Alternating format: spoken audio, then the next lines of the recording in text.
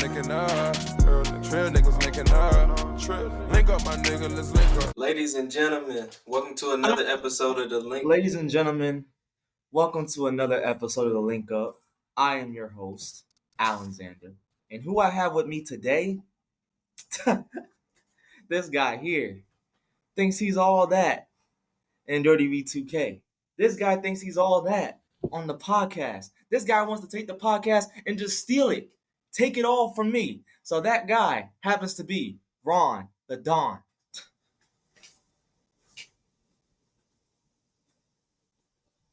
Well, now that the hate is over with, it's your host, the babyface assassin, Ron the Don, and as I was so rudely interrupted, my co-host for A Week in Wrestling, Heel Xander. That makes me the co-host, right? That makes me the co-host. Yes. I'm the co-host? No, I am the host of A Week in Wrestling. You are the co-host.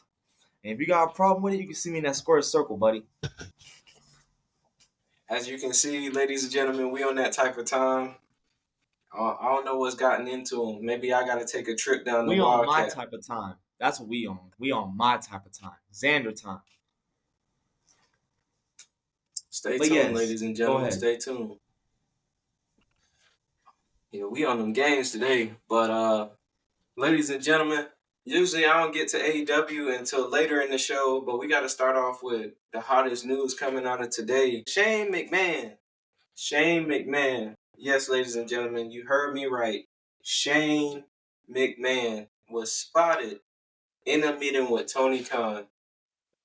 Now, a couple weeks ago on the pod, me and this loser right here, we were discussing the potential of Shane McMahon going to AEW. It's looking more and more realistic. Now, Xander, I don't know if you know, a lot of your people in the community are sour on this idea. They're crashing out about the possibility of Shane McMahon coming to AEW.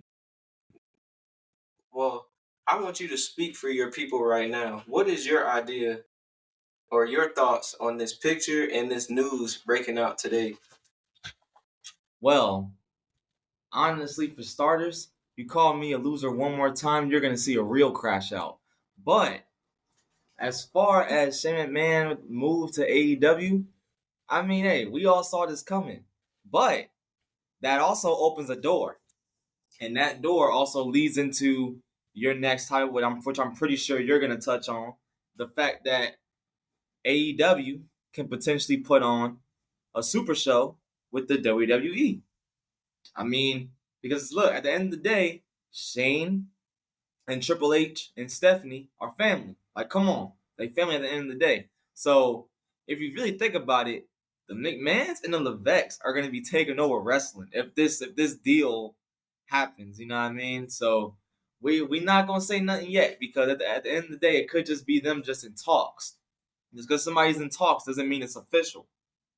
But it's looking more official than ever, because of this picture that came out. So, hey, I'm all for it, though. I mean, I don't know. I can't speak for everybody else, but me personally, as a wrestling fan, with my wrestling fan hat on, I like it. Yeah, me personally, this picture was funny. Tony Khan was looking like, he got caught doing something he not 4K. supposed to. Exactly. Shane McMahon looking comfortable. But we saw Tony Khan's comments about maybe one day, he hopes to have a super show with WWE down the line. But from a business perspective, he can see that being very difficult. And my opinion on the situation, you said, Shane McMahon is related to the Levesques, but also a big part of this, Shane McMahon is not related to TKO, and that's who owns the company right now. So as much credit as Triple H, Paul Levesque gets, this is above his decision. Now, The Rock has a seat at the board, as we all know. Could he make this happen? Perhaps, but I think it's a long shot, honestly. I kind of hope it would happen. I definitely want to. I just realized that too. I forgot about the whole TKO partnership for a second. You know what I mean? So yeah. So now now like you said, it's kind of a long shot. Not impossible, but a long shot nonetheless. Not impossible. If I the way I see TKO, if they really look at it and they're like, we can make money out of this, they're gonna do it. Like that's how I feel. I think, and then I don't think the door is completely closed because who would have thought in 2024 we would see NXT and TNA collab? So they could be opening the door in order to expand. So I don't think it's out of the realm of possibility. I'm very curious if Shane does sign with AEW. Of course, I'm pretty sure he wants that money to be right. What his role would be. I don't know if you noticed, but he had a major hand in doing that Royal Rumble from a couple of years ago. That Drew McIntyre won when Brock Lesnar was running the first half, and then Drew McIntyre got him out of there, and Edge made his return. So that was one of the best Royal Rumbles, in the past couple of years. Uh, I hear a lot of people saying it was probably one of the best ones ever, and Shane McMahon had a huge part in all that going down. So I think he would be a great get for AEW. Now, what I don't want. Now, I'm not against it. Shane isn't a bad wrestler, but judging off of WrestleMania, in Hollywood, Shane McMahon passed his time in the ring. I don't want to You see know it the old again. saying. You know the old saying. You're only as good as your last match. Shane's last match is not very good. It wasn't That's even a from a fan match. standpoint. Like it was not good. Like he had no business being in that ring. Like it just was bad. It was bad. Like the moment he tore his quad, I'm sorry, I'm going that way for even doing this. But I laughed. I'm sorry. I laughed, bro. He tore his quad. It's almost like it's a McMahon thing. They tear their quads. You know what I mean? It's a trend. But hey. See? And you people really want to get behind a guy like this? I'm telling y'all, don't let this man steer y'all in the wrong direction, man. This man, he green as hell. But yeah, so I honestly I think it would be dope just to put the fantasy booking cap on. Shane McMahon come in, he the instant rival to the EVPs and have like that whole power struggle dynamic going on because we're used to seeing him as the boss or the boss's son or being in some type of control when he is on TV. So seeing him play that part in AEW, that could be the move potentially. I wouldn't be mad. But Hey, I'm pretty sure if Shane McMahon's gonna sign with AEW, he's definitely gonna have a say so in whatever they do backstage. If he's not gonna be on screen person, he's definitely gonna be doing something as far as kind of in the seat of what Triple H is doing. You know what I mean? Probably like with like the bookings and all stuff like that. Like I could see that happening. And if that's the case, AEW is they're gonna be able to like hold their own, like for real. They're probably gonna be able to hold their own for a little minute. I'm not gonna say 2019 AEW, but they're gonna be on the come up that's a nonetheless. reach. That's why I was saying I don't think it's gonna be 2019 AEW because that time 2019 AEW there was a point where they were bigger than the WWE. You know what I mean? Where everybody they was chanting AEW in the WWE crowd. Pump the brakes. Pump the brakes. They were never bigger than the WWE. Okay, not bigger than the WWE. Let me not say that. But I was gonna say they were more talked about than the WWE. More watchable. You could tolerate it more. Hey, I'm just saying. Look at their stomping grounds attendance. But they came up though. They came up. I was gonna say many could say look at AEW's attendance now. So okay, and you have a touche, bro. But it's just like I'm just stating facts, bro. It is what it is. No, I still love watching the WWE. I still love watching Raw, SmackDown, NXT, highs, lows, mediums. I still bump with it. You know what I mean? But it's just you got to state the facts though. Like you can't sugarcoat. You know what I mean? You see, this is why I need to be cold. I need to be the host, y'all, because I'm not gonna sugarcoat nothing from none of y'all. You know what I mean? This guy over here, he probably gonna sugarcoat everything. Like, he not gonna tell you what you want to hear. He ain't gonna tell you nothing. All it's gonna be is a bunch of, oh yes, you know what? Hey, you should do this. You know what? You're doing really, really good. You're doing good. You should keep it up, knowing damn well that you suck. You know what I mean? I'm gonna tell you how it is. That's why Xander is here to stay as your host of the Link Up. Should I do it to him, ladies and gentlemen? Should I do it to him? Let me know. Let me know. You know, if you want to take off, you can take off. You want to start with SmackDown? Huh? Oh, All yeah, right, that's what I thought. Ladies and gentlemen, this is why I sit in the hosting seat. I do this day in and day out. 24/7, I'm on the grind. The Link Up, Ron the Don, all mine. I do this, ladies and gentlemen. As I was saying, starting with SmackDown, we learned that Tonga Loa can't compete for the time being. He suffered a nasty eye injury on last week's SmackDown, and being that the Bloodline was put into the tag team turmoil to determine the number one contenders for the WWE Tag Team Championships, they either had to find someone or they were out. When it seems like all hope was lost, Tonga Loa was then replaced by Jacob Fatu, and Solo expressed the urgency in which the tag team titles need to be back in the Bloodline. So that's how we started off Friday Night SmackDown. Then we got LA Knight versus Santos Escobar, in which Logan Paul tried to come out, interfere, failed. LA Knight picked up the win, but afterwards, Logan Paul and Santos Escobar put the beat on LA Knight. As we head into the go-home episode of SmackDown this upcoming Friday. After this, Bianca and Jade called out the current WWE Women's Tag Team Champions, the Unholy Union of Isla Dawn, Alba Fire, saying they want their titles back and they want their rematch.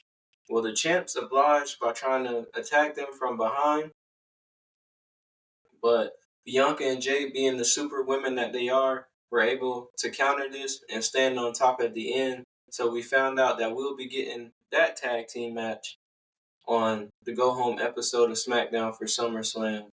And then we had the number one contenders tag team turmoil match.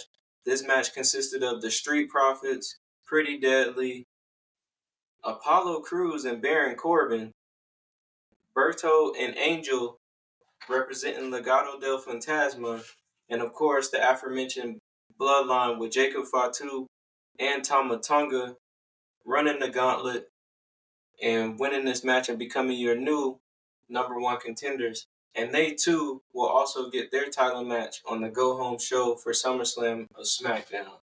Mr. Xander, you all, animated today. What are your thoughts on SmackDown thus far? Oh, I mean, did we really think that Jacob Fatu and Tama Tonga wasn't gonna win this match? I mean, come on. Like, the match was literally set up for them to win. Like, come on. Like, they're literally the hottest tag team as of right now. And I know even you can agree with that. You know what I mean? And I mean, now see, I have to kind of answer this question with a question. Now that they won, do you think that they're winning the tag team championships next week or this Friday? I'm going to say no. I'm going to say no because I think because DIY just won it, and I don't know, in the Triple H, Paul Levesque era, no champion has really, outside of Drew McIntyre, no champion has lost their titles very quickly. So, and I think, that would do more harm than good to DIY if they were to lose the titles that soon. What I can see, as we're good at predictions on this show, I see both Kevin Owens and Randy Orton coming back, spoiling this match. Yeah. And costing those guys the I tag can team see a titles. DQ Or I finish can for see, sure. yeah, I was gonna see, I can see Jacob Fatu going off the rails and putting the beats on DIY and getting himself disqualified. Now But that I I don't have now another. that I don't see happening because Solo is the tribal chief now. And Jacob Fatu wants to make the tribal chief proud because he's the enforcer now. So I don't really think he's gonna get like that because at that point you might see Jacob like see I don't want to say that we might see Jacob Fatu getting like possibly getting slapped or getting disciplined by Solo. But if that was to happen, that might just happen, bruh. if he just goes off the rails, that might just happen. Yeah. I wouldn't put it past him. Solo seems like he rules with an iron fist, and he's the exact opposite of Roman. So I definitely wouldn't put it past him. But I have a question, for you because we've talked about this quite a few times on this pod. But this being that both the tag team titles are on the line on the go home episode of SmackDown, it caused an uproar in the IWC. Do you think it's a big deal that these championship matches are not on SummerSlam? Very big deal. And I'm gonna say why. They're tag team championships. Those are big championships, like in like the division. You know what I mean? Because I mean, there's it's not like there's no mid card tag title. You know what I mean? It's one tag title for SmackDown and one tag title for Raw. At least have one. At least like look, this is just like this is honestly like the wrestling fans and they're coming out. At least just have one. Like I understand you can't have both because of time, like the time restrictions and all that stuff like that. Okay, I get it. I get that. But at least have one. And it's even a point where honestly, I mean, I know a lot of people aren't really gonna like it. A lot of people that aren't gonna like agree on the statement that I'm about to say. But if it's gotten to that point where they're not gonna be able to have these types of matches because of like time restrictions, they might as well just either have the show earlier or cut the pre-show altogether. Just take the pre-show out and use that time slot for the pre-show for the actual show. I mean, I don't know. I will say, to respond to that last statement you made, it seems like they already doing that without saying it because SummerSlam starts at 7 Eastern time this Saturday, so that's up from 8 o'clock. And Bad Blood next month is going to be starting at 5 Eastern time. I don't know if you saw that, but that's pretty early for a pay-per-view, especially being that it's going to be in Atlanta. Probably why Again, they want me to beat the personally, traffic.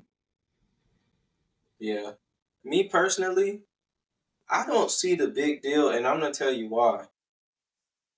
For me, a championship match on Friday or Monday, and we'll get into another, marquee matchup that they're going to have next Monday on Raw a little bit later on in the show. But it makes you want to watch. It makes the episodes bigger.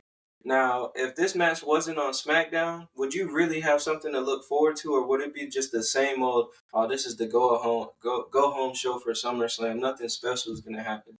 It's like you don't really know. Like the I fact that we mean, have to sit really here though, and because you talk, also got the Logan Paul segment. You got Logan Paul and LA Knight face to face. but If but if I'm again, not that's hype. mistaken. That's hyping up. That's hyping up SummerSlam. So like from a match standpoint, nothing's really gonna happen. Like I just Yeah, feel but like you're gonna get that's why I said they could have had one. You ain't gotta have both. Because like I said, yeah. time restraints. You can't have both. You know what I mean? Unless y'all want to unify the championships again and go back down that road, which I know that's not what y'all want to do. Because the tag team roster is too stacked. But that's what I was saying. Like, whatever is the hottest story at that moment, put that one on SummerSlam or put that one on the pay-per-view card. You know what I mean? It just But that's what. honestly, But it's just something that that was I gonna be would. my second point. That was gonna But be my second point. That's what they're doing. I said that was gonna be my second point. That's what they're doing. All the hottest stories are on SummerSlam. If you look at the card, every match has a story behind it. Longer than DIY and the Bloodline. Longer than Jade and Bianca in the unholy union because they haven't really been face to face a couple times. So I don't get why everybody's salty Yeah, about it. so honestly, if I'm gonna Now, be honest, bro, that just means the tag division got to step it up as far as like building up to rivalries and stories and stuff. They got to so step it does up the in that writers department. though. Yeah, they got to step it up in that department. Hey, look, I know I'm supposed to be a jackass on here, but hey, I need to tap in with this guy over here, with writing. So if you got something in store, NXT, SmackDown, Raw, hit this man up, please. So we ain't so I ain't gotta come on Appreciate you. here. So I ain't gotta come on here every week and do a podcast with y'all with this clown over here on the side of me right now. I'm just Man, first of all, I'm still gonna be on the podcast grind. I gotta be like Logan Paul, expand the brand. I got there you trademark go. that. That was a bar. That was a bar. I got trademark that. But yeah, after the Bloodline ran the gauntlet, we got a segment from A Town Down Under in which they called out Omaha's own Terrence Crawford, who on last week's episode of SmackDown aided Cody Rhodes fending off A Town Down Under. And then here we go with the planting seeds. Right when things are about to get heated, Grayson Waller threw his man Theory under the bus and said, Terrence Crawford, I bet you can't knock out Austin Theory. And what did he do? Knocked out Austin Theory.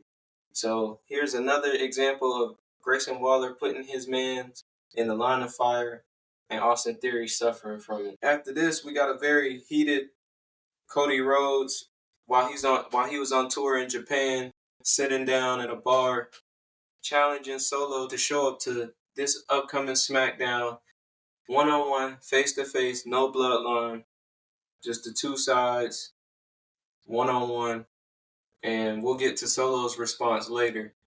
After this, Andrade was backstage doing an interview. He got interrupted by Carmelo Hayes, who said this rivalry isn't done with. And the highlight of this segment was the fact that Carmelo Hayes implied that he's LeBron James, but Andrade said he's more like Bronny Jr. So, there you go. That's kind of how I feel on this podcast. I'm Bron. I got Bronny Jr. right here. After this, we got our main event match. Bruh. Look, I'm gonna just say this. Look, you got that old, I'm Braun and you Bronny Jr. Well, I'm Jordan and you're Ron freaking Harper. How about that?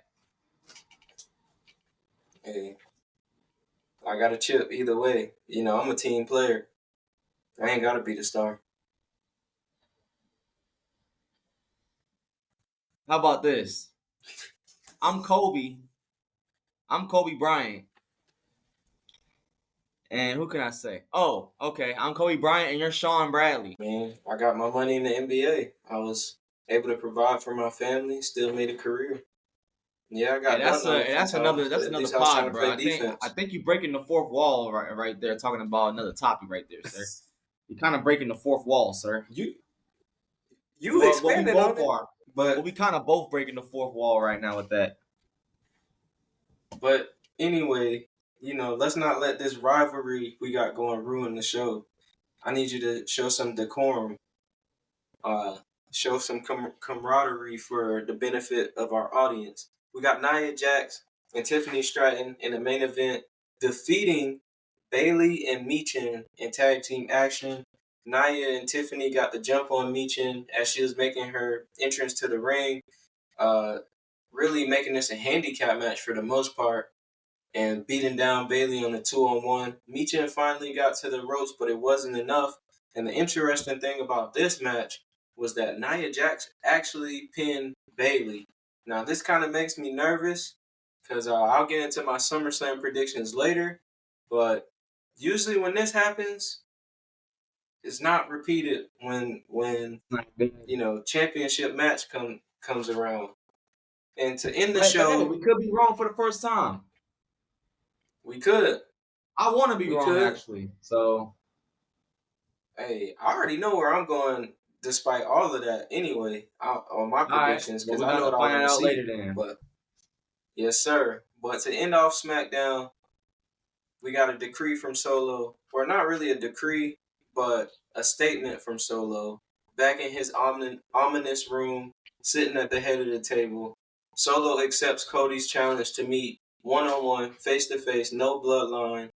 And then he said nobody can stop him, and anybody that steps in his way, not Kevin Owens, not Randy Orton, not Cody Rhodes, and if a man by the name of Roman Reigns tries to do anything to stop him and take that title away, he'll end up on the shelf just like Randy Orton and Kevin Owens. And that's how we ended Friday Night SmackDown. Your thoughts on this show as a whole, Mr. Zen? Solo. You just don't get it, man. Timu weekend looking at it. Oh, man. I mean, honestly, Crazy. man, it was a solid show, though, man. But we're going to get, look, I'm not finished with Solo. We're going to have to wait for the Summerslam predictions. But I'm not done with Solo, bro. Man, but it was a solid For card, sure. though. Solid event, But one thing I'm looking forward to, though, a lot of people sleeping on lately, Austin Theory finally breaking free of Grayson Waller. I cannot wait. That's I'm looking forward to seeing what Triple H has in store for Austin Theory as a babyface. Maybe he can push him up. Maybe this babyface is gonna be like that reset button. You know what I mean? Maybe he might get a title reign or two. You never know. I'm looking forward to it. Yes, sir. I agree with you. Moving on to Monday Night Raw, the show started off with Seth freaking Rollins coming down in his referee attire, which was quite interesting. And he came down, invited out CM Punk, invited out Drew McIntyre to lay down the law for their match at SummerSlam, in which he said that he hates CM Punk, he hates Drew McIntyre. He's just there to make sure that they don't get out of line. He's only doing this match because no other referees wanted to. So if Drew and CM Punk wanted to get at each other, they gotta respect him. And you can already see the tension building.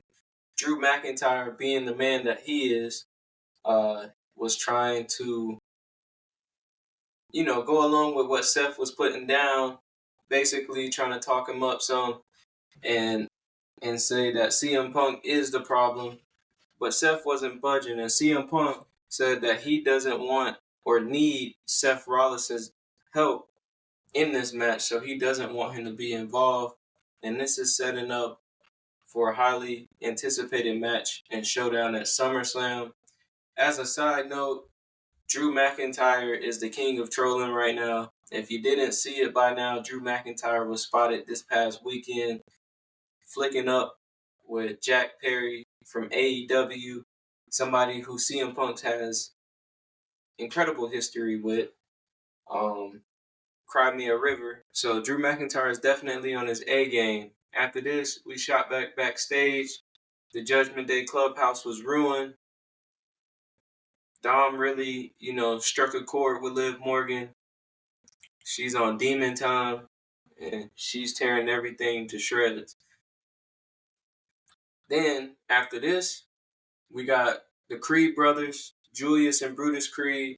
They defeated Otis and Tozawa. And then after the match, Otis and Tozawa were getting beat down by the Creed brothers and Chad Gable. But who made the save? Maxine Dupree. As she stepped in the ring, slapped Chad Gable. And as soon as it looked like she was going to be next to get put down, she was saved by the lights going off, that music hitting, the fireflies and smoke filling the arena. The Wyatt Six were out. They came to the ring, and they actually unmasked. The only person who didn't know their identity was Chad Gable, but that was that, and we're not finished with them. We'll get to them in a little bit as well. And then backstage, the Judgment Day agrees that they have a Sami Zayn and Jey Uso problem. Carlito went and made a match. Him versus Jey Uso and Sami Zayn versus Dominic Mysterio. What are your thoughts on Raw thus far? Oof. Liv Morgan done turned into a fatal attraction, huh? Yeah, Golly. But I still think that this is all for show. You know what I mean? I still think, the predictions I've been saying for the last two pods, I think that's going to happen. So it is what it is. But I was surprised. Even though I kind of knew who was under the mask, it still shocked me to see, like, them actually, like pretty much, like, unveil themselves. You know what I mean? So that was pretty shocking. But other than that, still pretty decent. I was hyped. for sure. I got something that'll bring that hype down. So Sheamus was coming out for his match against Bronson Reed, and they did not change the song back. He still has been Death Rebel, and because of this, he lost to Bronson Reed. No, I'm just kidding, ladies and gentlemen. Pete Dunne interfered in the match, hit Sheamus with the shillelagh, and then Bronson Reed was able to capitalize and pick up the victory over Sheamus. No, you're right, bro. It was the theme song, man. He heard that theme song again. He freaking fell off the top rope. And then Bronson Reed come out of nowhere, freaking splashed him 1, 2, 3. Telling you, bro, them Def Rebel theme songs. I'm saying, if there was really one thing that I had to change right now, as far as like the presentation goes for WWE, I would say them theme songs. Def Rebel, you got it. Like I'm not gonna say that they have to go. All right, I'm not gonna say they have to go because at the end of the day, they have a job. You know what I mean? They have to still pay, pay their bills. You know what I mean? But y'all gotta get better, man. Like, there's only so much that they can take, so much the people gonna take, and then it's gonna be up to the people if y'all really gonna debt. You know what I mean? So I'm pretty sure Triple H just taking note of all this and is like, okay, all right, we understand. We kind of see what's going on here. Y'all gonna have to make some changes. So I think the Sheamus theme song is probably gonna take that and probably another theme song getting changed, and they're gonna be like, yeah, that's the last straw. We gotta fix it up. Honestly, they just need to stop messing with theme songs that are already good. Right. Like Like Sheamus's theme that's song. that's really. Why? I know That's Austin literally Theory's like theme song. yes, and this is kind of why I'm kind of scared for Drew McIntyre's theme to come back now. And then for him to come back with Broken Dreams, because why would y'all tease us with Broken Dreams for a month and then say, you know what, let's give him a Death Rebel version of the theme song, just mess it all up.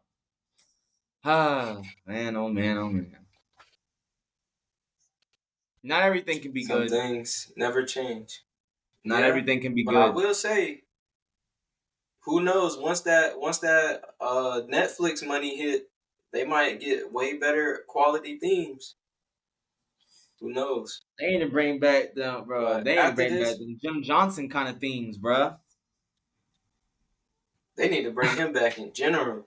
Hey, That boy, the GOAT. I know he's in the Hall of Fame. If I'm not mistaken, he's in the Hall of Fame, right? I'm not sure. Let me look it up. Well, I mean, if he is, it wouldn't be the first time Hall of Famers came back to do stuff full time. So if you still around, come back, bruh. Bring him back, please, because that dude there was cooking. You got theme songs. And I can go on and on about them theme songs that Jim Johnson made. Oh my He is god. not in the Hall of Fame. He's not in the He's Hall of not Fame? in the Hall of Fame. Well, he need to be in the Hall He's of not in Fame the for all Hall them of good Fame. theme songs he cooked up. He This got is a so great many. segue to some more news.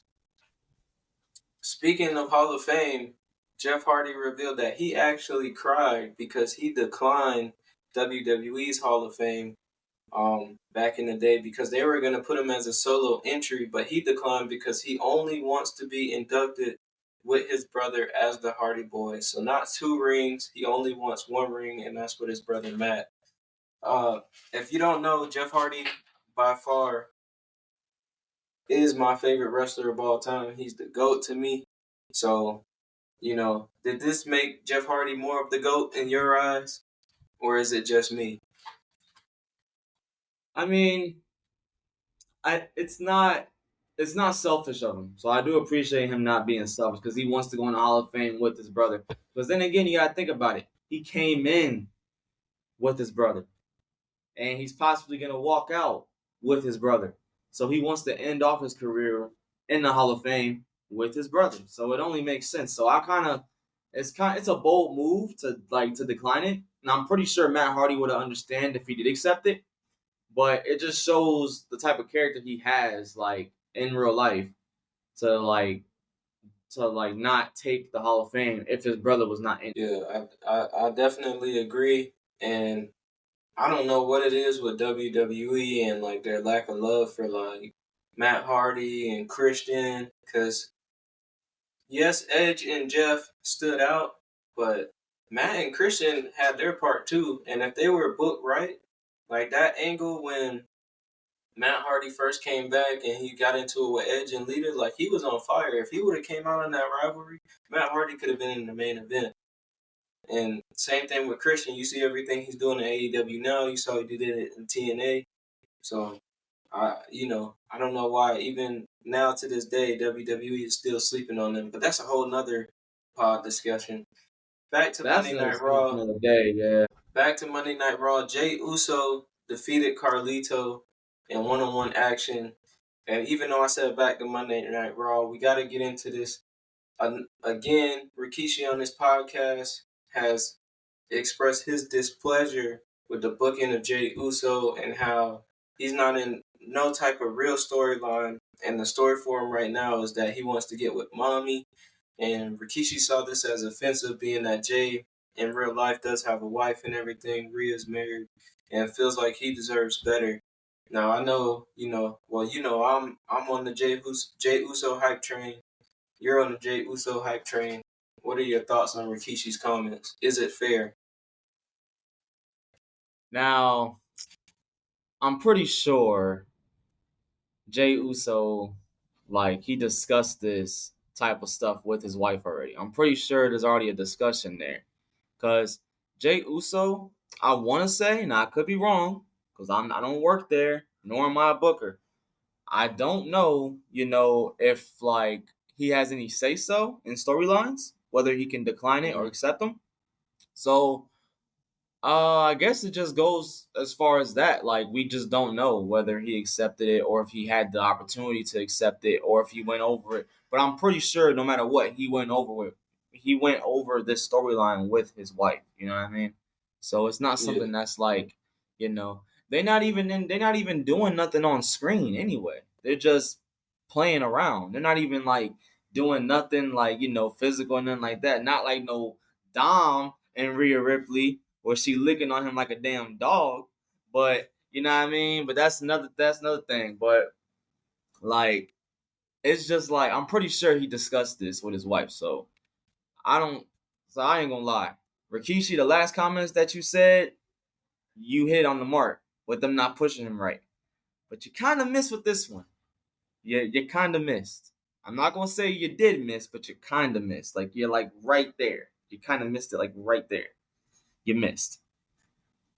I mean, I respect Rikishi. He want to see his sons in higher light, and it ain't nothing wrong with that. Being a fellow father, I can definitely understand. Wanting greatness for your seed. So, I respect it. But I like I said last week on the pod, I don't think Jey Uso is just doing nothing for no reason. I think the plan is to somehow, like, they're waiting as everything's playing out. He's gonna eventually get ingratiated back into, the That's what I'm bloodline. saying. All this is leading up to something, and I don't necessarily like. I'm pretty sure now Jey Uso is not telling all his plans and storylines and stuff like that to his family. He's not explaining all that to his family because I'm pretty sure they have all their little circles where they talk about stuff that they're doing right now. But I don't think he's telling everything to his family as far as storylines go and stuff like that. Like, as far as his dad and everything. I don't think he's telling them all the details. Because I mean, I don't know. I just feel like he's not really trying to explain it all to him. So I would understand than him saying that they're not putting Jey Uso in a bigger spot.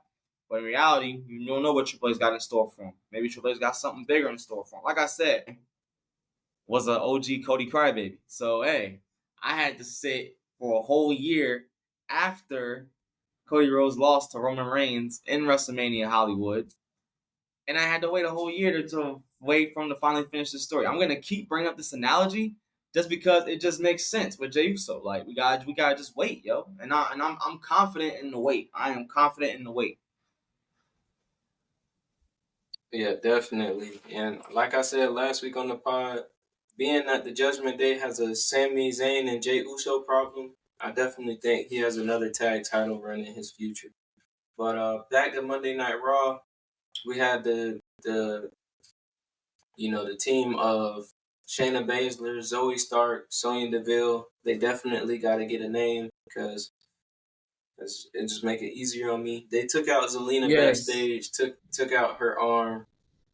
The Miz, we found out that he's hosting SummerSlam. Of course, he is from Cleveland, so it only makes sense. He had a little jokeful little banter with R-Truth backstage. Definitely recommend you guys check that out. Then we got Karrion Kross saying that Kofi re-injuring himself was an excuse and that Xavier Woods should leave the New Day and join the Final Testament, in which Karrion Kross again defeated Xavier Woods in the middle of that ring.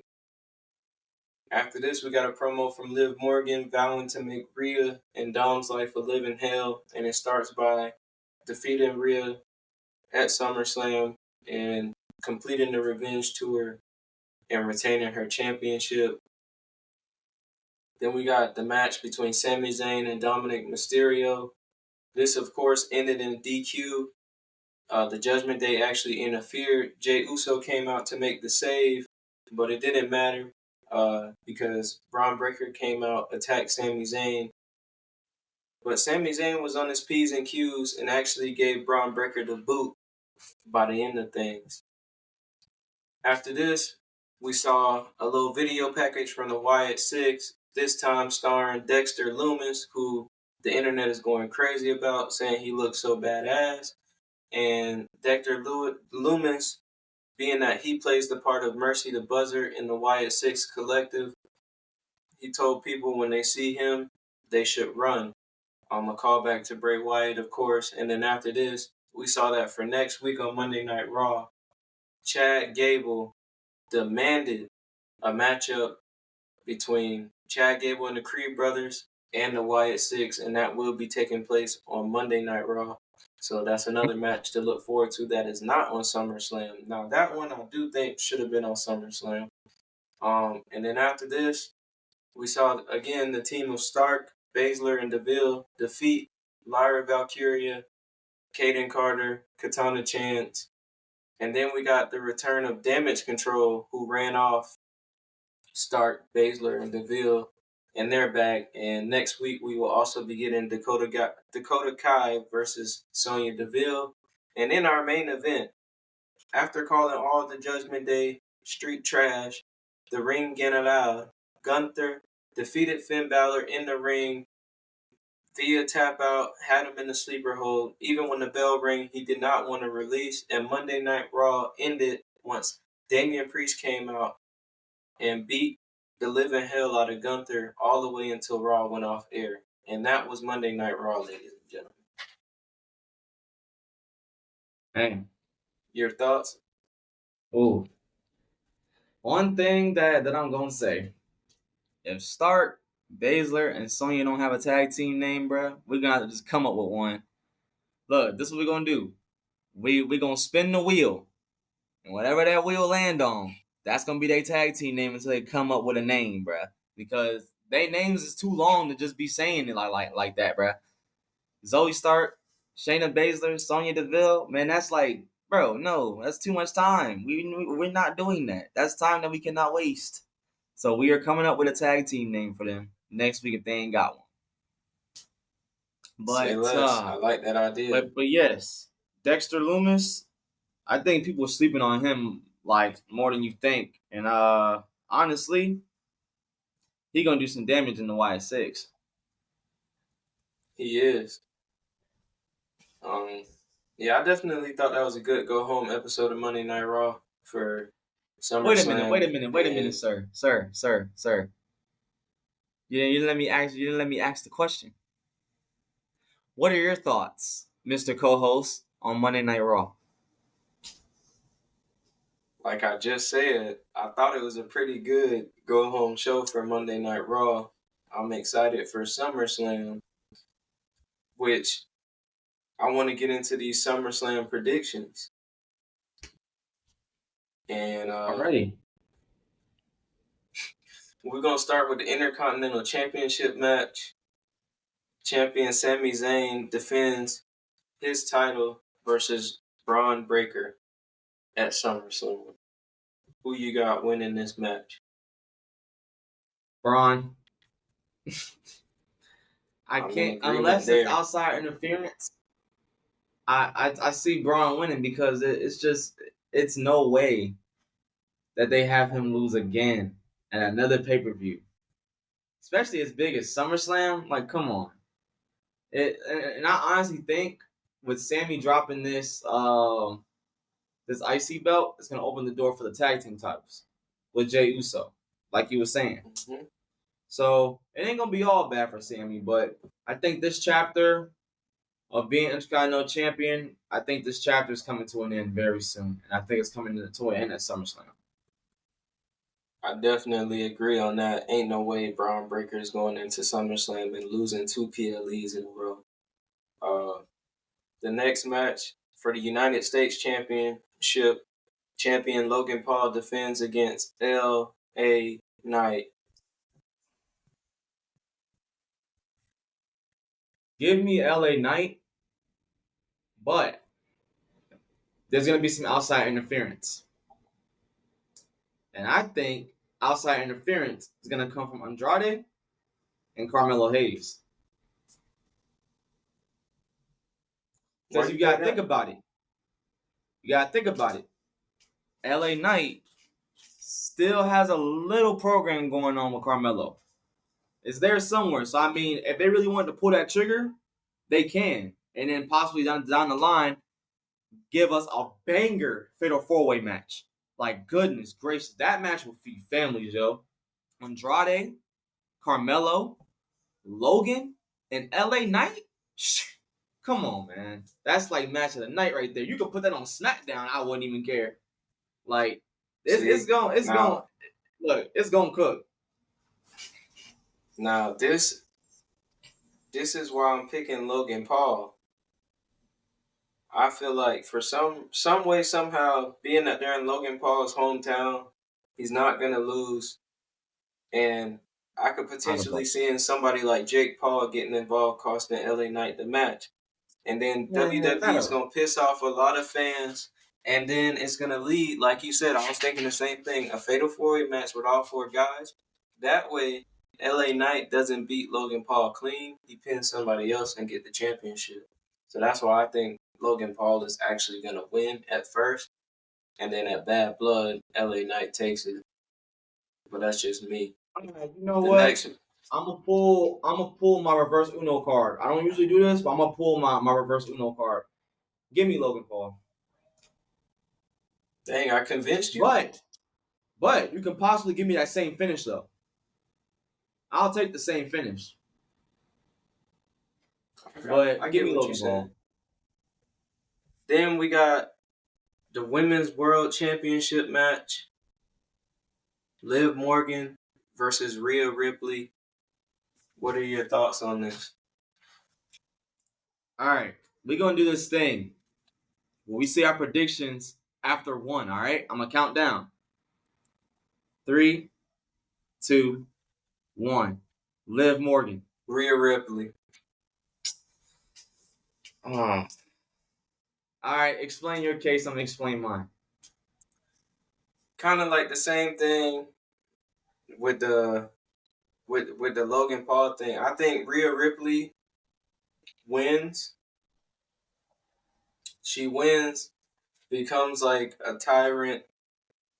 So that way Dom, I don't know. I just don't know if Dom is gonna turn on her so quickly. Like, I feel like it has to build up more. I could be wrong, but I'm only feeling like maybe after Rhea wins, she's like, oh, the title's all I care about.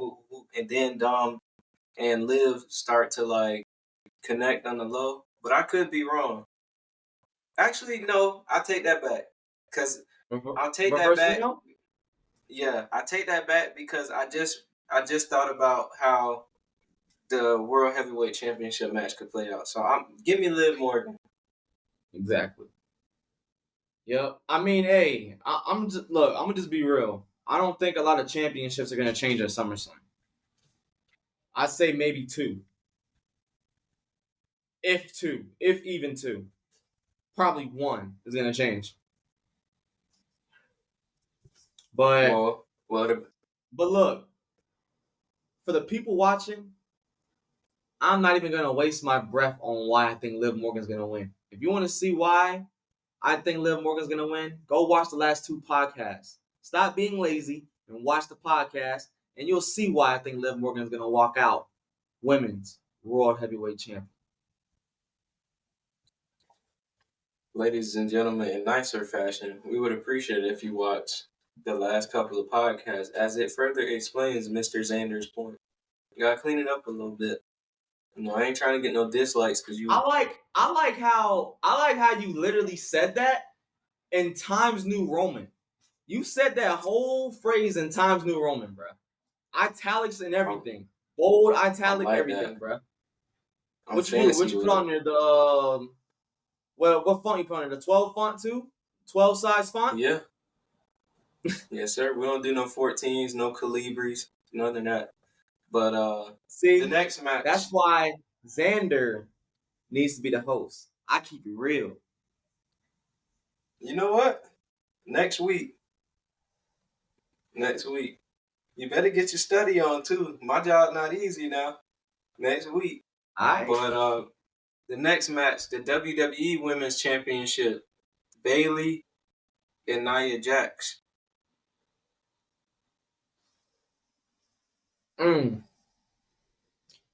Okay, now for this, can I say who I want to win, and then can I say who's gonna win? Yeah. I want Nia Jax to win, but I think Bayley's gonna win because this goes back to SmackDown. If she got pinned by Nia Jax, I don't see it happening again. At least not clean.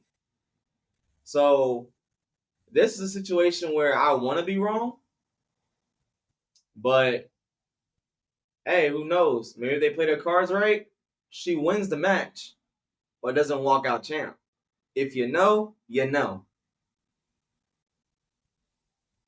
I definitely know.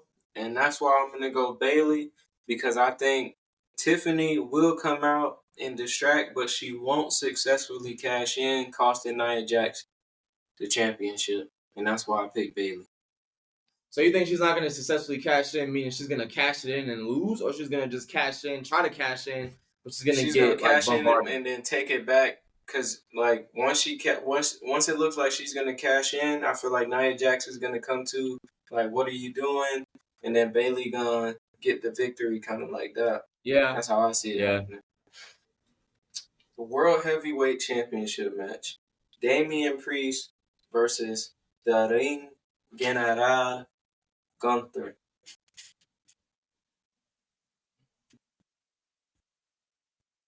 Oh, I know I'm gonna be so wrong with this, man. Give me Gunther, bro. I think it's Gunther's time.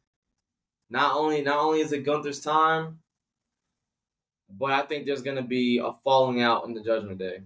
Like the fallout is gonna happen at SummerSlam. I think the big turn is gonna happen at SummerSlam. It's so crazy. Now that we doing these predictions, I actually do not know what's gonna happen. Like, because I can see both things happening. Like, I don't think Finn Balor and everybody else is ready to turn on Priest and Rhea just yet. So I can see him retaining and then losing later down the line. Or maybe Finn Balor comes out and costs him the title, and that's how Gunther wins. But ultimately, I'm gonna agree with you. Say Gunther wins only because even if there was no Judgment Day, I just think Gunther should win. And who knows? Maybe he costs them the championship, like, without even knowing. You know what I mean? Maybe they do something like that where they cost him the title and he's like, oh, my bad. Like, you know what I mean? Yeah. So you could play along like that, and then they turn on him later on down the line, like you said. Or they can kind of play it off like he didn't mean to do it. But in reality, we all know he did. Dang. So, it's so many. My Hell, you can even. Oh, go ahead. No, I was gonna say my mind is just like racing because like I just thought of another situation in which it makes sense for this next match that I'm Yeah. about to say. Because the next match I was gonna ask you about is CM Punk versus Drew McIntyre with Seth Rollins as referee, and I was gonna tell you, like, I'll just say my pick first. I was gonna pick Drew McIntyre, and then I start thinking. Because obviously, if Drew wins, I feel like somehow CM Punk is going to be screwed. Then it's going to be CM Punk versus Seth. But then what is Drew going to do after that? Well, he's going to go back after that World Heavyweight Championship. And who makes more sense? Drew and Damian Priest or Drew and Gunther? You know what I'm saying? And that also leads to another scenario that I had for that. I'm glad you brought that up, because you can also have Damian Priest still win, but maybe you have what's dude's name? Da Vinci. Yeah, him. You have him come back and have him cost Gunther the match. You know what I mean? You do something like that. That would be you know big. what I mean? Have a call back from months ago. Because Gunther, he kind of forgot about him, you know what I mean? He forgot about them. So if he comes back out of nowhere and costs him the match, it's gonna bring him back and be like, oh, you remember me? Like, so that could make sense. As far as that would be big. like, if Damian Priest has to walk out champ, that's the way to do it. Because now if you have him beat Gunther clean, oh, at that point, hey, y'all building him to be a legit champion at this point. Hey, at that point, I am convinced. Like, I don't care. I'm not gonna take no Damian Priest slander, none of that. Like, he is it. He is him, as I would like to say. Sorry, Carmelo Hayes, but he is him. You know what I mean? If he ends up beating Gunther clean, but I don't see that happening though. But it's still a 1% chance that it can happen. So, hey, like I said, we gotta wait and see. And then that leads to the main event, or what I assume to be the main event. Cody Rhodes defending his WWE Undisputed Championship versus Solo Sikoa. Who are you picking to win this? And I got a follow-up question after you make that pick. So just a pick first, and then I'll ask you, the follow-up question. All right. So, I'm going to do the same thing I did for the women's world title match. I'm going to count down to 1. When I get to 1, we're going to both say our picks. 3, 2, 1. Cody Rhodes. Cody Rhodes. There you go. All right. Now ask your follow-up question. Does Roman Reigns return? Oh, definitely. Definitely. You didn't even have to answer the question. You didn't even have to ask the question all the way. Definitely. Definitely, bro. He's coming back. It's just no way, shape, form, manner that it wouldn't make sense for him to come back. I mean, look, Solo's been talking all this ish, throwing Roman Reigns slander out there, you know what I mean? Saying that he's not a real tribal chief, he's not this, he's not that. And then on top of that, you put Paul Heyman, his wise man, on the sidelines, bro. You think he's gonna sit back and take that, bro? Come on now. I don't think that's happening, bro. He is gonna be in Cleveland, Ohio. And when he is there, best believe that pop is gonna be crazy. See, I've been thinking about this all day. I've been thinking about asking this question all day. Because a week ago, I was like, yes, for sure. But then you start hearing these reports. Now, this could be WWE just trying to throw people off the scent, saying that, he's not going to be there. He's not showing up. But the only I think ultimately he shows up. But the only reason I have doubt is somehow you got to work Jimmy back in there.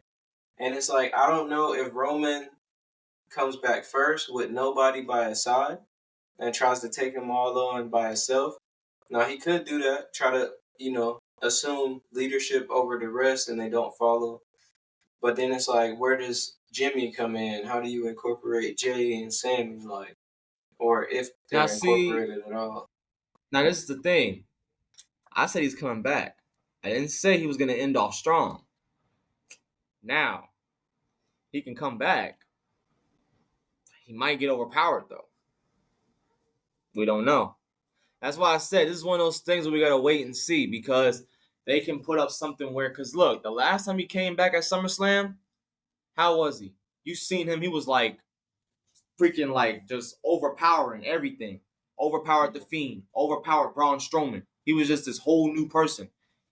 They might want to play something different. He comes back, he don't have nobody. You know what I mean? It's just, things is different. Times have changed. So you can kind of play along with that. And now he's trying to look for his, for his older brothers, you know what I mean? To try to see, where they fit in with this whole situation. And that can kind of bring back the OG bloodline that everybody wants to see. I mean, that's for sure. I just know you got Hikuleo back there. You got Jimmy Uso on the sidelines waiting to jump back in. Like, there's so much that can happen. That's why I'm excited to watch this Saturday. I'm definitely gonna be tuned in. But that was our SummerSlam predictions. Hopefully we sweep the board. Ladies and gentlemen, anything you want to say to the people? You've been talking quite a bit today, so anything you want to say to the people? One thing I will say. Now, see, I know a lot of our audience is not in, the Louisiana area and stuff like that, but I ain't gonna lie. Wildcat X-rated. You just had to be there. That's all I'm gonna say. You just had to be there. That show, in my opinion, like from a fan standpoint, I give that show a 9.5 out of 10. When I tell you the atmosphere, the vibe, the way that everybody was, carrying on, marvelous. You know what I mean? That show, perfect. If not perfect, close to perfect. But that's all I got for real. I'm not gonna go and turn full on babyface over here, because that's what Ron is trying to. See, look, that's what he's trying to get me to do. He's trying to get me, to embrace the good side. But you know what? I don't care. So y'all could tune in next week to see what else I got to say. And that's courteous to Mr. All-in-One from the 631, Allin, Xander. Now, you all have a horrible day. Ladies and gentlemen, I am your host, Ron the Don, and hope everybody stay blessed. If anybody doubting you, people like my man Xander over here, it don't matter. You can overcome. And we'll tap in with you next week on the Weekend Wrestling. One day we gonna do a watch along one of these days. But until then, we Trip forever and I'm just not getting started. That's the one. Yeah.